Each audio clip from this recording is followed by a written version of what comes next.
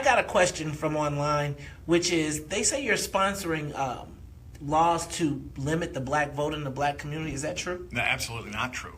Absolutely. Why is that a perception? Because what the Democrats did during the last election cycle is created same-day voter registration for counties that have a population of 100,000 or more. And so that means that anybody that lives in a county that has a population of 100,000, less than 100,000, can't do same-day voter registration. You know, a lot of times Democrats, they say that if you're a Republican, if you're a conservative, if you're a free market person, you're a racist. Yeah, that's the great. How do you react to that? I'm sitting here looking at you. I find it incredibly offensive, and I've been accused of being a racist by Governor Quinn at one time. In fact, because I was advocating for poor kids in the South and West Side and the issue of minimum wage. You can have an honest disagreement about the impact of minimum wage, but to throw out the false charge of racism, I think it's so offensive when there is real racism. There is real racism, and to use it for a political weapon to just stop a debate and a discussion, I think is a terrible thing to do. Like your boy, Charles. What's his name? The Reverend Dr. Forrest, we shall overcome Claypool. That's what we call him, because he accused somebody of racism when in fact he has been, a beneficiary.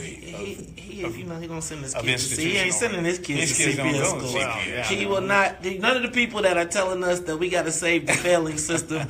You notice they don't have their kids. By the way, there's just a newspaper just did a study on this. The vast majority, I can't remember the number, but it's like 60% of state legislators from all over the state, black, white, brown, whoever you want to pick, they send their kids to private schools.